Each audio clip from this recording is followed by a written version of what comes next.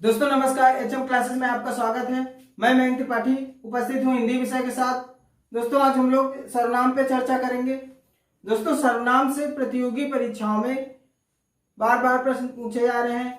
यहाँ से एक दो प्रश्न परीक्षाओं में निश्चित आता है। यदि आप लेखपाल, पुलिस, टेट, सीटेट और भी तमाम प्रतियोगी परीक्षाओं UPSSC, UPPSC की तैयारी कर रहे हैं तो ये क्लास आपके लिए बहुत महत्वपूर्ण होने वाली है, क्योंकि यहाँ से एक दो प्रश्न आपकी परीक्षा में निश्चित आने वाला है। तो हम लोग इस वीडियो में बात करेंगे कि सर्वनाम क्या है, सर्वनाम के कितने प्रकार होते हैं, सर्वनाम के सभी प्रकार डिटेल में पढ़ेंगे और वो प्रश्न पढ़ेंगे जो परीक्षाओं के लिए बहुत ही महत्वपूर्ण है, परीक्षाओं में पूछे गए हैं। कुछ क्वेश्चन जो प्रीवियस ईयर में आए हुए हैं हम उनको भी लेके आए हैं। यहाँ पे आपको सर्वनाम पढ़ाते समय इस बात का ध्यान रखा जाएगा कि यहाँ से किस प्रकार के प्रश्न आ रहे हैं, आपको साथ ही साथ ये भी बताते चलेंगे। हम लोग देख लेते हैं सर्वनाम क्या है। दोस्तों सर्वनाम का शाब्दिक अर्थ सबसे पहले देखते हैं। सर्वनाम का शाब्दिक अर्थ में सर्व का मतलब होगा सभी और नाम का मतलब होगा नाम वाले शब्द, नाम वाले शब्द। सर्वनाम का मतलब हुआ सभी नामों वाले शब्द, अर्थात ये किसी एक का नाम ना होकर सबका नाम होते हैं। जैसे कि आप सभी खुद के लिए, स्वयं के लिए मैं का यूज करते हैं, मैं शब्द का इस्तेमाल करते हैं। जैसे मुझे अपनी बात कहनी हो तो मैं यही कहूंगा, मैं कल कानपुर जा रहा हूं। मैं अपना नाम नहीं लूंगा कि मयंक कल कानपुर जा रहा है, ऐसे आप भी। अतः मैं का प्रयोग सभी लोग स्वयं के लिए करते हैं, इसीलिए मैं सबका नाम है, अर्थात सर्वनाम है। दोस्तों सर्वनाम की परिभाषा देख लेते हैं। वे शब्द जो संज्ञा के स्थान पर प्रयुक्त होते हैं उन्हें सर्वनाम कहते हैं। ऐसे शब्द जो संज्ञा के स्थान पर प्रयुक्त हो उन्हें क्या कहा जाएगा? सर्वनाम। आपको कुछ उदाहरण बताते हैं, जैसे मैं, हम, तुम, हमारे आदि। दोस्तों आप सर्वनाम समझ गए होंगे। सर्वनाम की परिभाषा, वे शब्द जो संज्ञा के स्थान पर प्रयुक्त होते हैं उन्हें सर्वनाम कहते हैं। उदाहरण के लिए मैं, हम, तुम, हमारे आदि। जैसे मैं कल टहलने जाऊंगा। तो यहाँ पे मैं क्या है? मैं यहाँ पे सर्वनाम होगा। दोस्तों परीक्षा में सर्वनाम की परिभाषा भी पूछ ली जाती है। प्रश्न आएगा कि वे शब्द जो संज्ञा के स्थान पर प्रयुक्त किए जाते हैं उन्हें क्या कहते हैं, तो आप बताएंगे कि उन्हें सर्वनाम कहते हैं। इस वजह से आपको सर्वनाम की परिभाषा पता होनी चाहिए। अब हम लोग बात करेंगे कि सर्वनाम के कितने प्रकार होते हैं। दोस्तों सर्वनाम के 6 प्रकार के सर्वनाम होते हैं। नंबर 1 पुरुषवाचक सर्वनाम, नंबर 2 निश्चयवाचक सर्वनाम, नंबर 3 अनिश्चयवाचक सर्वनाम, नंबर 4 संबंधवाचक सर्वनाम, नंबर 5 प्रश्नवाचक सर्वनाम, नंबर 6 निजवाचक सर्वनाम। दोस्तों ये 6 प्रकार के सर्वनाम होते हैं और परीक्षा में डायरेक्ट पूछ लिया जाता है कि सर्वनाम कितने प्रकार के होते हैं, तब आप बताएंगे कि सर्वनाम 6 प्रकार के होते हैं। ये प्रश्न UPSSC आयोग द्वारा पूछा गया है, इसलिए मैं आपको बता रहा हूं सर्वनाम कितने प्रकार के होते हैं। 6 प्रकार के। आपको 6 प्रकार वाला ऑप्शन सही टिक करके आना है। पुरुषवाचक सर्वनाम, निश्चयवाचक सर्वनाम, अनिश्चयवाचक सर्वनाम, संबंधवाचक सर्वनाम, प्रश्नवाचक सर्वनाम, निजवाचक सर्वनाम। ये 6 प्रकार हो गए सर्वनाम के। अब हम लोग एक एक सर्वनाम का विधिवत अध्ययन करेंगे, डिटेल में इसको समझेंगे। नंबर 1 पुरुषवाचक सर्वनाम। पुरुषवाचक सर्वनाम।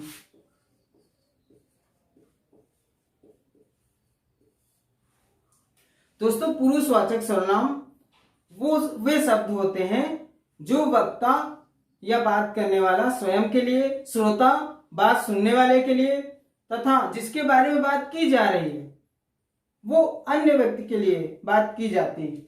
जैसे वक्ता,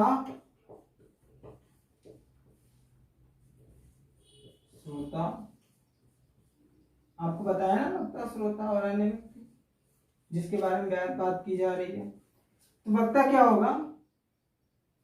जो स्वयं के लिए बात कर रहा है, जो स्वयं के लिए बात करेगा। जैसे मैं, हम, मेरा, हमारा, मुझे, और श्रोता यानी कि दूसरे के लिए बात कर रहा है, सुनने वाले के लिए, तो होगा तुम, तुम्हारा, आप, आपका, तुमसे। ये हो गया श्रोता। अन्य में क्या हो जाएगा? ना वक्ता की बात हो ना श्रोता की बात हो तो वो अन्य में आएगा। जैसे वे, ये, उसका, इसका आदि। तो दोस्तों इस वक्ता को माना गया है, पुरुषवाचक सर्वनाम के 3 प्रकार होते हैं। पहला प्रकार होता है उत्तम पुरुष सर्वनाम। उत्तम पुरुष सर्वनाम। उत्तम पुरुष सर्वनाम यानी कि वक्ता जो स्वयं के लिए बात कर रहा हो, जैसे मैं, हम, मेरा, ये क्या होगा? उत्तम पुरुष। श्रोता क्या होगा? मध्य पुरुष सर्वनाम।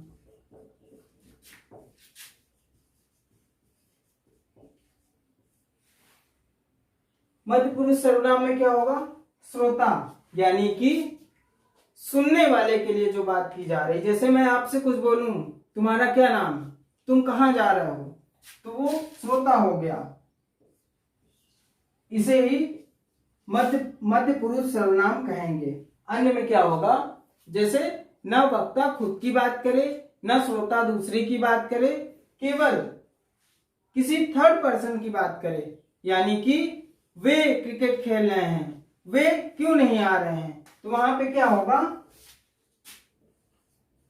अन्य पुरुष सर्वनाम। अन्य पुरुष सर्वनाम। दोस्तों परीक्षा में डायरेक्ट क्वेश्चन आता है कि पुरुषवाचक सर्वनाम कितने प्रकार के होते हैं। Allahabad high court junior assistant के परीक्षा में ये डायरेक्ट प्रश्न पूछा गया कि पुरुषवाचक सर्वनाम कितने प्रकार के होते हैं। तो आपको सबसे पहले बताना है पुरुषवाचक सर्वनाम 3 प्रकार के होते हैं। कौन कौन से होते हैं? उत्तम पुरुष सर्वनाम, मध्य पुरुष सर्वनाम, अन्य पुरुष सर्वनाम। उत्तम पुरुष में क्या आएगा? जो स्वयं के लिए बात की जाएगी, वक्ता स्वयं के लिए बात करेगा, मैं, हम, मेरा, मुझको। मध्य पुरुष सर्वनाम में श्रोता बात सुनने के लिए इसका उपयोग किया जाएगा। जैसे मैं आपसे कहूं तुम कहाँ जा रहे हो, तुम कहाँ रहते हो, तो ये हो जाएगा तुम, तुम्हारा, आपका। अगर मैं सम्मानित तरीके से पूछूं आपका क्या नाम है, कोई बड़ा हो मैं उससे पूछूं आपका क्या नाम, तो ये मध्य पुरुष सर्वनाम हो गया। अन्य पुरुष सर्वनाम में वे, ये, उसका, यानी कि वक्ता भी ना हो श्रोता भी ना हो, कोई तीसरा ही हो, तो उसे कहेंगे अन्य पुरुष सर्वनाम। दोस्तों पुरुषवाचक सर्वनाम के आप तीनों प्रकार समझ गए होंगे। इसके कुछ उदाहरण देख लेते हैं।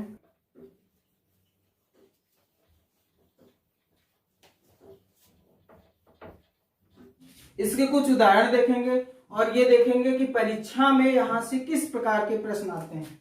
जैसे मैं टहलने नहीं जाऊंगा, नहीं जाऊंगा, तो ये मैं क्या हो गया? अभी मैंने आपको बताया कि मैं क्या होगा? उत्तम पुरुष सर्वनाम। उत्तम पुरुष सर्वनाम। दोस्तों यहाँ पे प्रश्न ऐसे ही आता है, मैं कहने नहीं जाऊंगा, एक वाक्य दे देगा, कहेगा कि मैं में कौन सा सर्वनाम, तो आप आसानी के साथ जान जाएंगे कि यहाँ पे उत्तम पुरुष सर्वनाम होगा। और कभी कभी क्या करता है कि उत्तम पुरुष सर्वनाम ना देकर सीधे पूछ लेगा, पुरुषवाचक सर्वनाम में डाल देगा मैं को। अगर आपसे कोई कहे मैं कौन सा सर्वनाम होगा, तो वो या तो उत्तम पुरुष सर्वनाम होगा या फिर उसको पुरुषवाचक सर्वनाम माना जाएगा, क्योंकि पुरुषवाचक सर्वनाम में ही उत्तम पुरुष, मध्यम पुरुष और अन्य पुरुष आता है। इस वजह से पुरुषवाचक सर्वनाम भी ऑप्शन में आ सकता है, आप इस बात का ध्यान रखेंगे। मैं, तुम, वे, ये सारे उदाहरण किसके हैं? पुरुषवाचक सर्वनाम के। और उसमें मैं का अगर देखा जाए तो ये उत्तम पुरुष, तुम का मध्यम पुरुष, वे का अन्य पुरुष। एक प्रश्न और देख लेते हैं।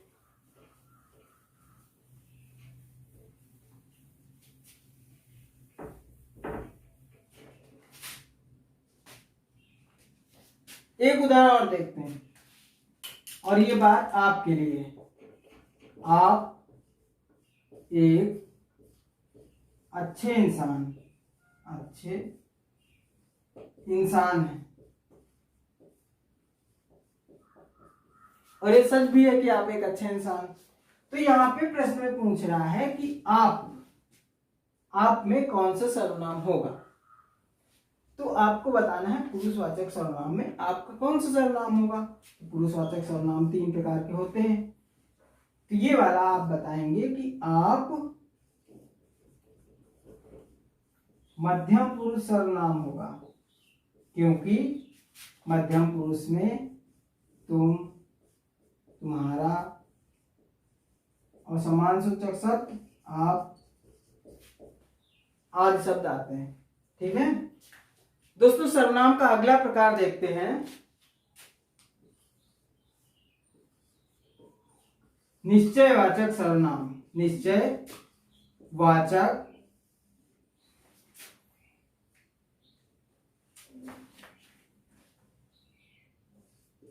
सर्वनाम।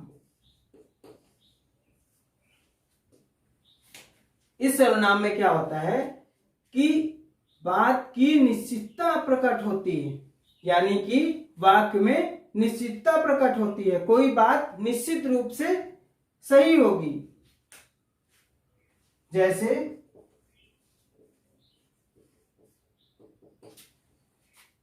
यह मेरी पुस्तक,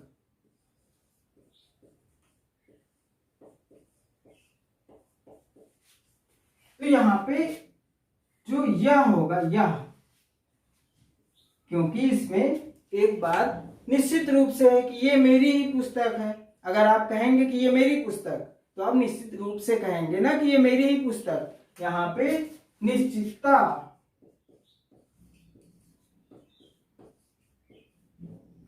का बोध हो रहा है, यानी कि जब कोई बात निश्चित रूप से सत्य हो तो वहां पे निश्चयवाचक सर्वनाम होगा। यहाँ पे निश्चयवाचक से ही आपको स्पष्ट हो जाएगा, निश्चयवाचक मतलब निश्चितता।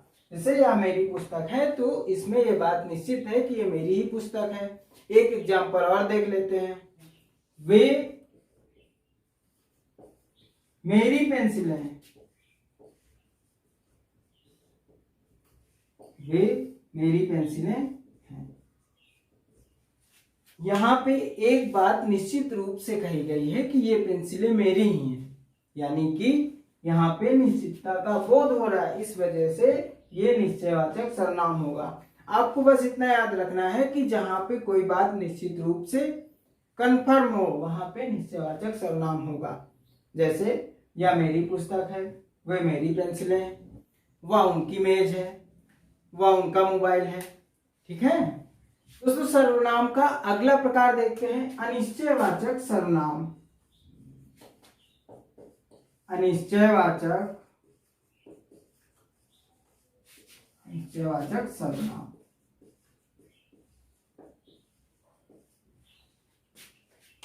यहां पे क्या होता है, निश्चितता का कोई बोध नहीं होता है, बात वो निश्चित होती ही नहीं है। जैसे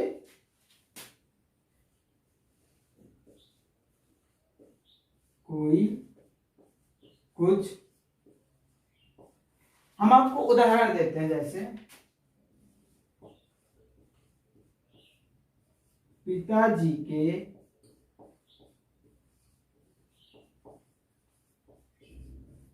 झोले में कुछ है।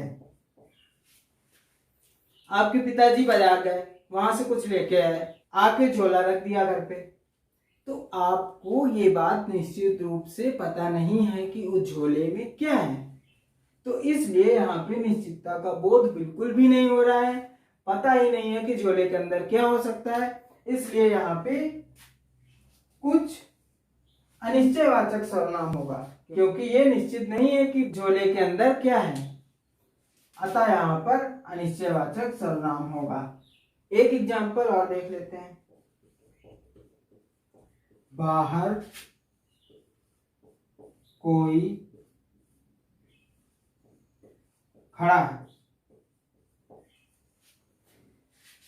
आपके घर के बाहर कोई आके खड़ा हो जाए तो आपको अंदर से नहीं पता है कि बाहर कौन खड़ा है।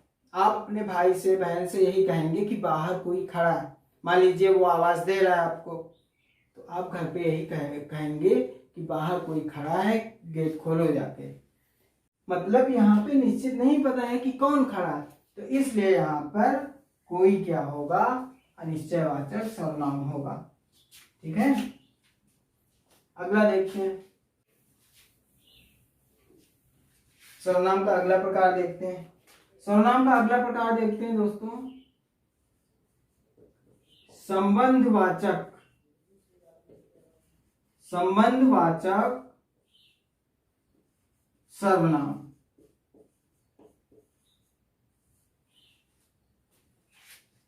यहां पे क्या होता है,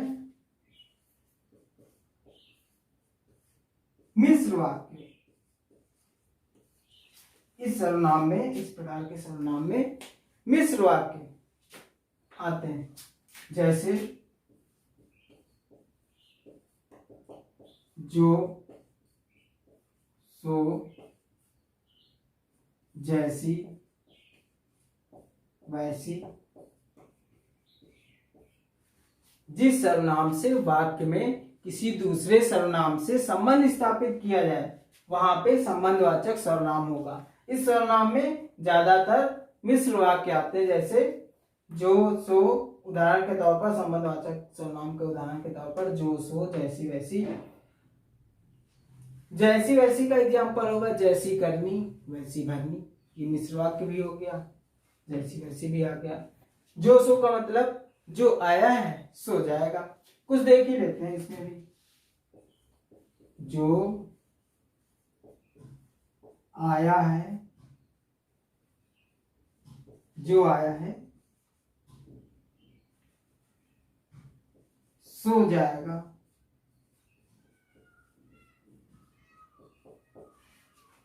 जैसी करनी, जैसी करनी, वैसी भरनी।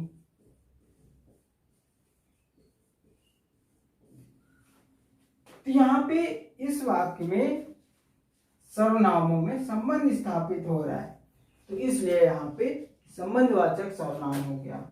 जैसे जिसकी लाठी उसकी भैंस, तो जिसकी उसकी में संबंध स्थापित हो रहा है, इसलिए यहाँ पे संबंधवाचक सर्वनाम होगा। अब अगला प्रकार देखते हैं, प्रश्नवाचक। प्रश्नवाचक सर्वनाम। दोस्तों, प्रश्न पूछने के लिए जिस सर्वनाम का प्रयोग किया जाता है उसे कहते हैं प्रश्नवाचक सर्वनाम। जैसे मैं आपसे कहूं, तुम्हें किसने हिंदी पढ़ाया था, तो यहाँ पे प्रश्न पूछा जा रहा है। अगर आप ये कह देंगे, अगर मैं सीधे कह दूं कि तुम्हें मयंक सर ने हिंदी पढ़ाया था, तो यहाँ पे फिर प्रश्नवाचक सर्वनाम नहीं होगा। यहाँ पे मयंक की जगह पे किसने आ गया। प्रश्नवाचक सर्वनाम में प्रश्न करने के लिए जिन शब्दों का प्रयोग होता है वहां पे प्रश्नवाचक सर्वनाम होते हैं, जैसे किसने, कौन, क्या, कहाँ, ये सारे शब्द प्रश्नवाचक सर्वनाम के अंतर्गत आएंगे। कुछ उदाहरण लेते हैं, फिर आपको अच्छे से समझ में आएगा। जैसे आपको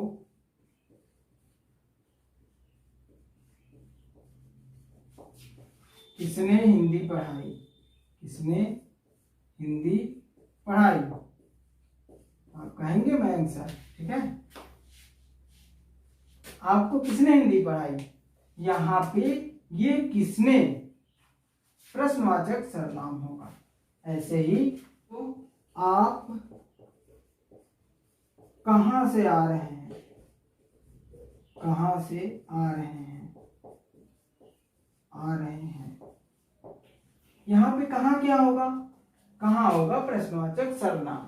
अगर आपको ये बात पता चल जाए कि कहाँ से आ रहे हैं, वाकई पता चल जाए, यदि आप दिल्ली से आ रहे हैं तो दिल्ली क्या हो गया, दिल्ली संज्ञा हो गई, और संज्ञा के स्थान पे यहाँ पे क्या प्रयुक्त किया गया है, कहाँ, और इसीलिए ये सर्वनाम होगा। कौन सा सर्वनाम होगा, प्रश्नवाचक सर्वनाम, क्योंकि यहाँ पे आपको बताया गया है कि वे शब्द जो प्रश्न पूछने के लिए प्रयुक्त किए जाते हैं प्रश्नवाचक सर्वनाम कहे जाते हैं। यहाँ पे आपको एक इंपॉर्टेंट बात बताना चाहूंगा, जैसे कौन आ रहा है, कौन आ रहा है, कौन जा रहा है, कौन के लिए, आपको कौन के लिए क्या करना है, हमेशा चेतन जीव, हमेशा किसी चेतन जीव के लिए ही कौन प्रयुक्त किया जाएगा, निर्जीव के लिए नहीं किया जाएगा। आप देखते ही होंगे, अब आपको कंफर्म भी हो गया। हम लोग अब अगला टाइप पढ़ेंगे,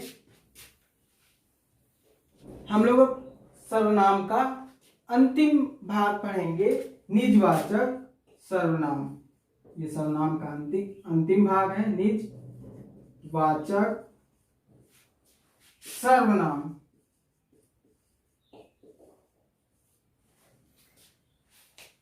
वे शब्द जो स्वयं के लिए प्रयुक्त किए जाते हैं उन्हें निजवाचक सर्वनाम की श्रेणी में रखा जाता है। जैसे आप,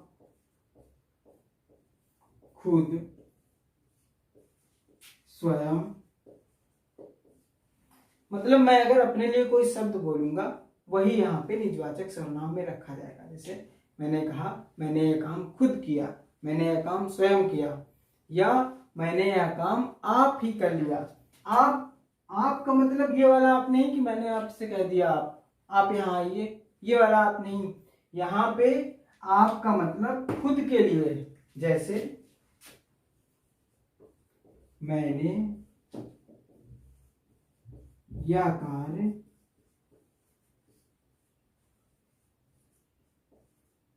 आप ही कर लिया।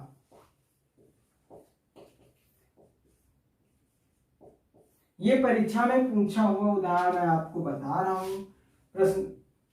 प्रश्न पूछा गया था, यहाँ पे आप कौन सा सर्वनाम होगा। बहुत सारे लोग मध्यम पुरुष सर्वनाम करके चले आए थे, मध्यम पुरुष सर्वनाम में भी आप था। आप वाक्य को देखिए, यहाँ पे आपका अर्थ खुद के लिए लिया गया है कि मैंने यह कार्य स्वयं कर लिया। आपका मतलब मैंने यह कार्य स्वयं कर लिया। तो आप इन चीजों का बहुत ध्यान रखिए, परीक्षाओं में ऐसे प्रश्न पूछ लेता है जहां से आपके फंसने की संभावना अधिक रहती है। एक और उदाहरण देखेंगे, मैं अपना कार्य स्वयं करता हूं,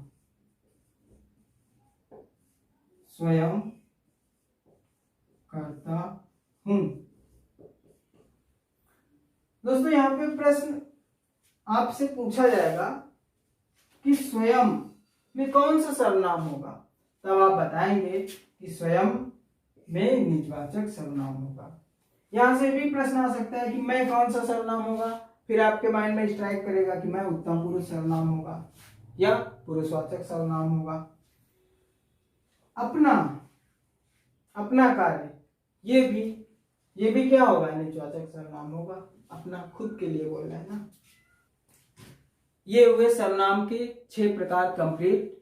यहां से आपको 1-2 क्वेश्चन जरूर मिल जाएंगे, लेकिन एक बहुत ही महत्वपूर्ण जो आप लोग वाक्य शुद्धि अलग से चैप्टर पढ़ते हैं, मैं आपको बताना चाहूंगा। सर्वनाम से बहुत ज्यादा वाक्य शुद्धि के प्रश्न आते हैं और आपको मैं यहीं पे कुछ उदाहरण के तौर पे बता दे रहा हूँ। आपको अच्छा अंदाजा मिल जाएगा और परीक्षाओं में बहुत आसानी रहेगी, क्योंकि सर्वनाम सबसे पहले सर्वनाम के कितने प्रकार होते हैं, सर्वनाम यहाँ तक कि परीक्षा में सर्वनाम की परिभाषा तक पूछ लेता है कि वे शब्द जो संज्ञा के स्थान पर प्रयुक्त किए जाते हैं उन्हें क्या कहते हैं, सर्वनाम कहते हैं। फिर सर्वनाम के कितने प्रकार होते हैं, 6 प्रकार होते हैं, ये भी प्रश्न आ चुका है। पुरुषवाचक सर्वनाम कितने प्रकार के होते हैं, ये भी प्रश्न आ चुका है। ऐसे क्वेश्चन आता है कि निम्नलिखित में से कौन सा पुरुषवाचक सर्वनाम नहीं है। 3 ऑप्शन देगा जो कि होगा उत्तम पुरुष, मध्यम पुरुष, अन्य पुरुष, और चौथा दे देगा निजवाचक सर्वनाम। आपको पता होगा आप कर ले जाएंगे, आपको नहीं पता होगा नहीं आएगा। तो हिंदी बहुत महत्वपूर्ण आजकल परीक्षाओं में हो गया है, यहाँ पे स्कोरिंग सब्जेक्ट है, तो आपको ये सारी चीजें अच्छे से पता होनी चाहिए। चलिए देख लेते हैं वाक्य शुद्धि। परीक्षाओं में पूछे गए सर्वनाम संबंधी वाक्य शुद्धि। यहाँ पे सर्वनाम संबंधी वाक्य शुद्धियां बहुत परीक्षाओं में पूछी जाती हैं। पहला देख लेते हैं, चाय में कौन गिर गया है। यहाँ पे क्या गड़बड़ हो गया, कौन, ये प्रश्नवाचक सर्वनाम है। यहाँ पे प्रश्नवाचक सर्वनाम कौन क्या है, प्रश्नवाचक सर्वनाम, पर यहाँ पे ये एकदम अशुद्ध वाक्य यहाँ पे होगा, कौन की जगह कुछ गिर गया है, चाय में कुछ गिर गया है, तब ये वाक्य एकदम शुद्ध होगा। यही मेरे को कपड़े सिलवाने, यहाँ पे मेरे को सर्वनाम गलत है, यहाँ पे मुझे होगा, मुझे सही सर्वनाम होगा। मुझे कौन सा सर्वनाम होगा, उत्तम पुरुष सर्वनाम। यह अच्छे फल नहीं है, यहाँ पे यह नहीं होगा, ये होगा, ये अच्छे फल नहीं। ये अन्य पुरुष, वो जो पुस्तक है वह गोपाल की है, यहाँ पे होगा वह पुस्तक गोपाल की है, वह पुस्तक गोपाल की है, सही वाक्य होगा। तो दोस्तों मैंने आपको सर्वनाम बताया, सर्वनाम के प्रकार बताए, सर्वनाम से संबंधित परीक्षाओं में जितने प्रकार के प्रश्न आते हैं वो आपको समझाया, कुछ वाक्य शुद्धियां बताई सर्वनाम से संबंधित। आपको एक क्लास कैसे लगी जरूर बताइएगा कमेंट सेक्शन पे। दोस्तों आपको क्लास के बाद क्लास नोट्स मिल जाएगा। कल संज्ञा की क्लास का क्लास नोट्स आपको दे दिया गया है और आज सर्वनाम की क्लास का क्लास नोट्स आपको मिल जाएगा। दोस्तों आपने पिछले वीडियोस को बहुत अच्छे से देखा है और लगातार ये क्रम चलता रहेगा। मैं हिंदी की पूरी सीरीज आपके लिए लेकर आता रहूंगा, चाहे वो कोई भी एग्जाम हो, चाहे आप टेट की तैयारी करते हो या सुपर टेट की करते हो या लेखपाल का एग्जाम देने वाले हो या यूपी का कोई भी एग्जाम हो, आपको हिंदी से डरने की जरूरत नहीं है। हिंदी में आप पूरे मार्क्स गेन करने वाले हैं। बस आप एक जो सीरीज चला रखी है मैंने, उसको फॉलो करते रहिए, उसको देखते रहिए और हमारे नोट्स भी पढ़ते रहिए। आपको नोट्स भी मिल जाते हैं, आप नोट्स भी पढ़ते रहिए। आपका सिलेक्शन जल्दी होगा। मेरी शुभकामनाएं आपके साथ हैं। धन्यवाद।